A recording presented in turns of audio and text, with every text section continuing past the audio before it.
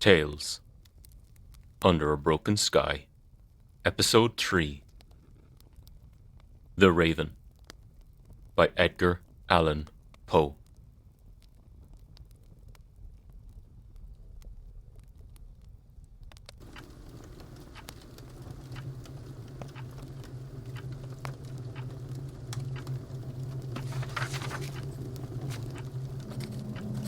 Once, upon a midnight dreary, while I pondered, weak and weary, over many a quaint and curious volume of forgotten lore, while I nodded, nearly napping, suddenly there came a tapping, as of someone gently rapping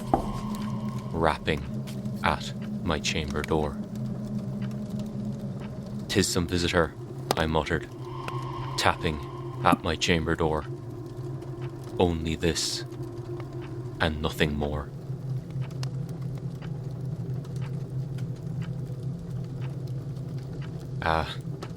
Distinctly I remember.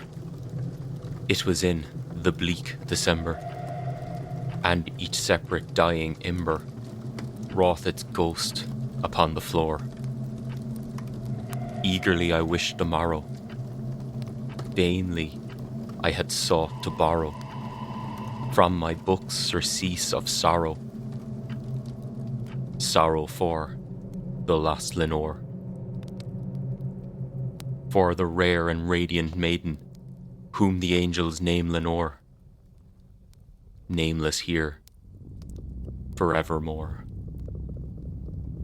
And the silken, sad, uncertain rustling of each purple curtain thrilled me, filled me with fantastic terrors never felt before, so that now, to still the beating of my heart, I stood repeating, "'Tis some visitor entreating entrance at my chamber door, some late visitor entreating entrance at my chamber door. This it is, and nothing more." Presently, my soul grew stronger, hesitating then no longer. "Sir," I said, "or madam, truly your forgiveness I implore. But the fact is, I was napping, and so gently you came rapping, and so faintly you came tapping at my chamber door, that I scarce was sure I heard you." Here, I opened wide the door. Darkness there, and nothing more. Deep into that darkness peering, long I stood there wondering, fearing, doubting, dreaming dreams no mortal ever dared to dream before. But the silence was unbroken, and the stillness gave no token, and the only word there spoken was the whispered word, "Lenore." "This," I whispered, and an echo murmured back the word, "Lenore." Merely this, and nothing more.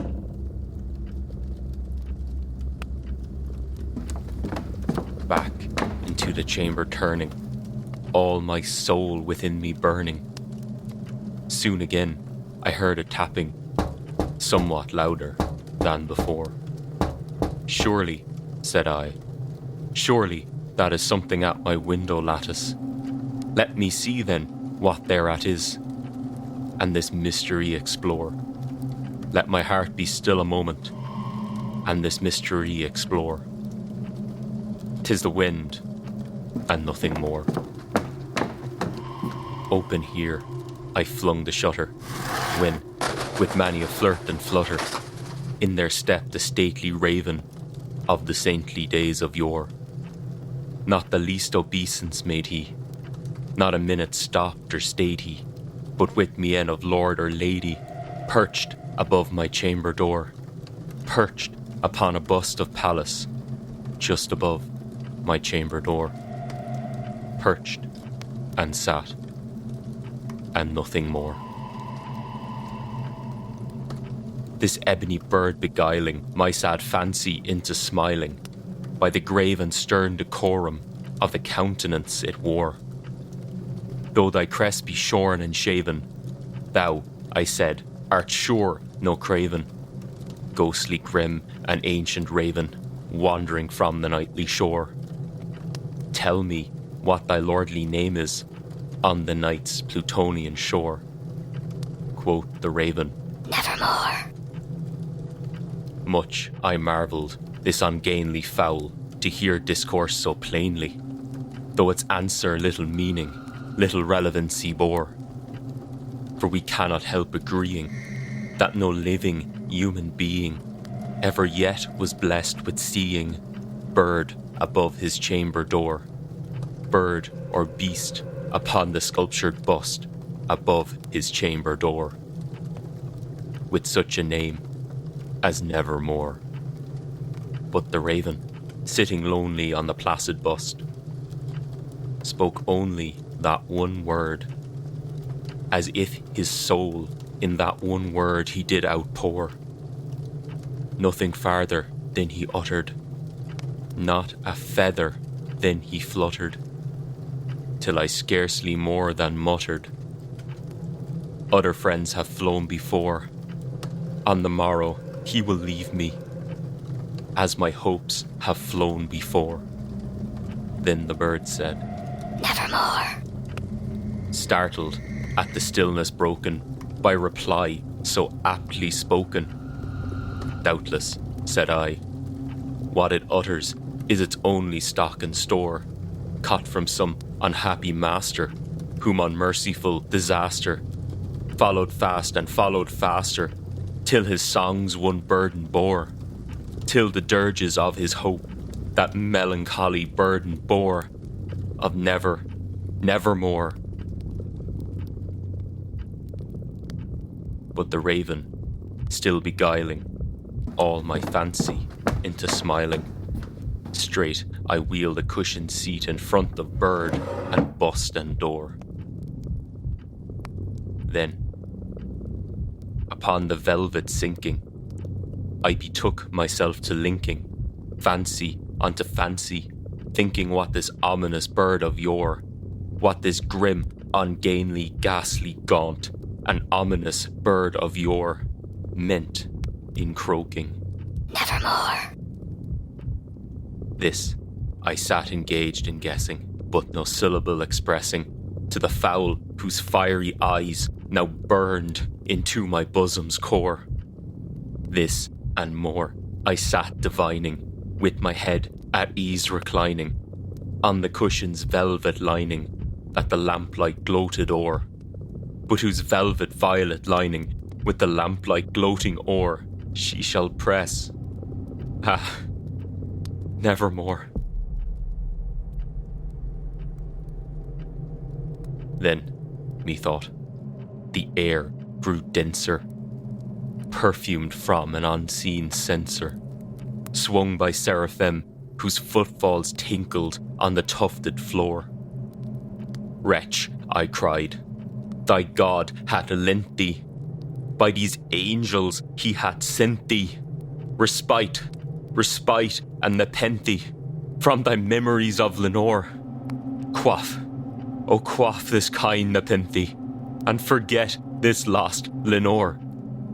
Quoth the raven, Nevermore. Prophet, said I, thing of evil, prophet still, if bird or devil, whether tempter sent or whether tempest tossed thee here ashore, desolate, yet all undaunted, on this desert land enchanted, on this home by horror haunted, tell me truly, I implore, is there balm in Gilead?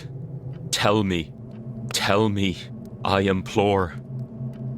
Quoth the raven, Nevermore. Prophet, said I, thing of evil, prophet still, if bird or devil, by that heaven that bends above us, by that God we both adore, tell this soul with sorrow laden, if within the distant Aidenn, it shall clasp a sainted maiden, whom the angels name Lenore. Clasp a rare and radiant maiden, whom the angels name Lenore. Quoth the raven. Nevermore. Be that word our sign of parting, bird or fiend, I shrieked, upstarting. Get thee back into the tempest and the night's Plutonian shore. Leave no black plume as a token of that lie thy soul had spoken. Leave my loneliness unbroken. Quit the bust above my door. Take thy beak from out my heart, and take thy form from off my door. Quote the raven. Nevermore. And the raven, never flitting, still is sitting. Still is sitting on the pallid bust of Pallas, just above my chamber door. And his eyes have all the seeming of a demon's that is dreaming, and the lamplight o'er him streaming throws his shadow on the floor, and my soul from out that shadow that lies floating on the floor shall be lifted nevermore.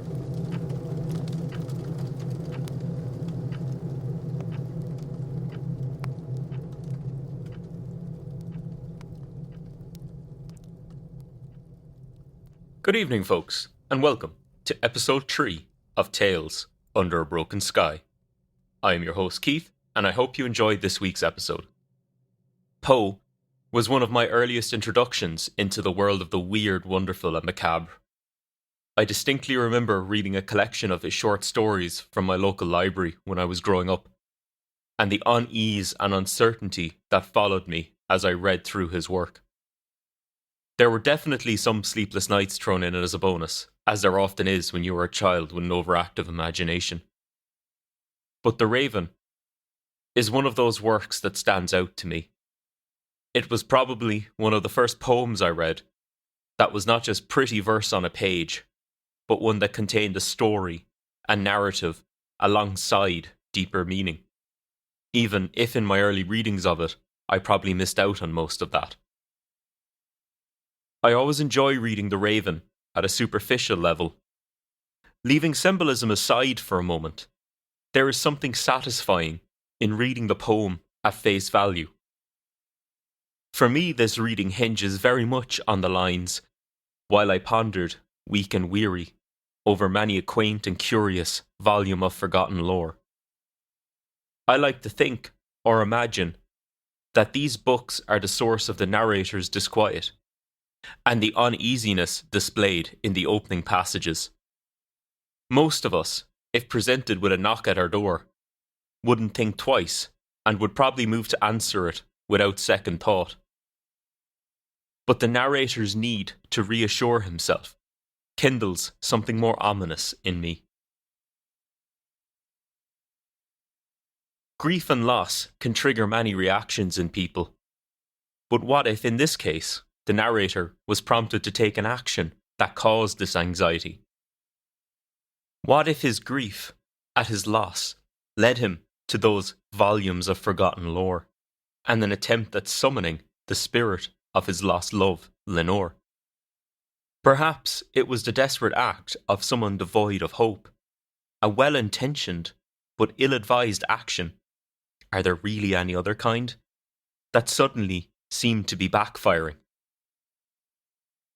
In this reading, it leads me to imagine that the raven is itself Lenore, and his search for the spirit of his lost love summoned and bound her to the form of a raven, and Lenore, as she was, is now lost to him, no longer residing in heaven, but destined to roam the earth, hence the repeated refrain of Nevermore. Towards the end of the poem, we see a breakdown in the mental state of the narrator, and the raven becomes a constant reminder of the pain and loss he has suffered. Perhaps we can view this narrative as a fable, a warning against meddling with the divine, a warning against a kind of arrogance that leads one to do things without fear of the repercussions, both for oneself and for others.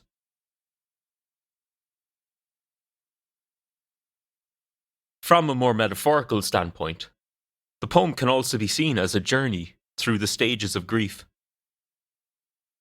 The initial knock at the door and the calling of Lenore out into the corridor, as if it could have been her there, hints at a lack of acceptance that many of us experience with loss. Even years afterwards, many of us find ourselves thinking of calling a lost loved one to talk about something you knew they would have enjoyed, or expecting to arrive home to find them waiting, as they always have.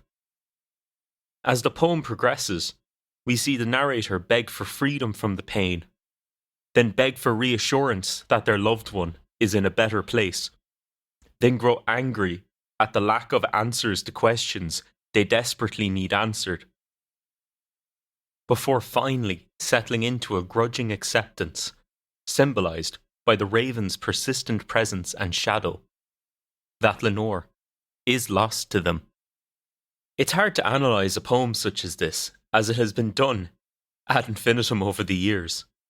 What newness can be added to what is already known about the work?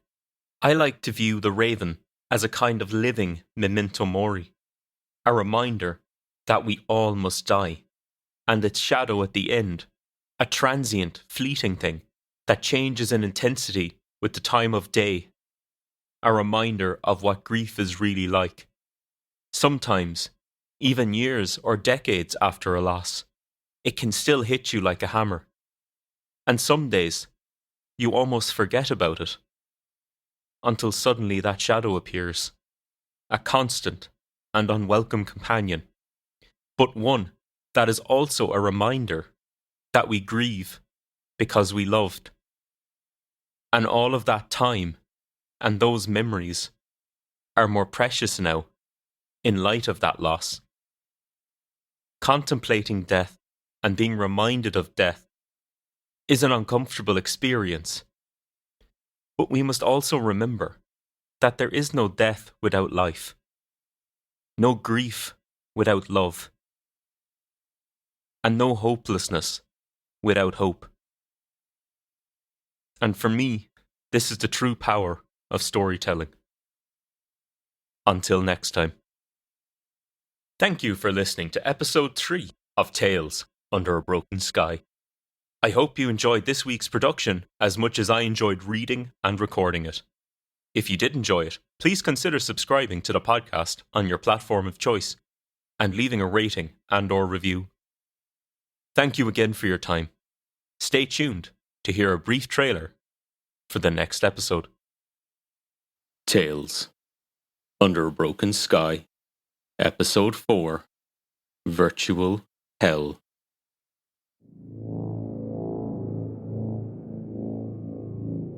He gasped for breath as he came back to life, panicking as he struggled to inhale through his mouth.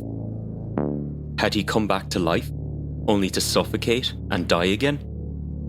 His tongue brushed against something hard and round. He pushed against it, but it refused to budge. He tried to work his tongue around it, but as his lips shifted, something bit painfully into the corner of his mouth. A faint memory drifted up through his consciousness. A gag? That thought opened the floodgate in his mind, and everything came back to him with excruciating clarity. The string of murders, bodies dumped unceremoniously in secluded places around the city, walking around one of the crime scenes, the smell of decay and rot, the bright lights of the morgue, the smell of chemical preservatives and disinfectant. He was a police officer? Yes, that was it. The memory felt so distant in comparison to that of his death.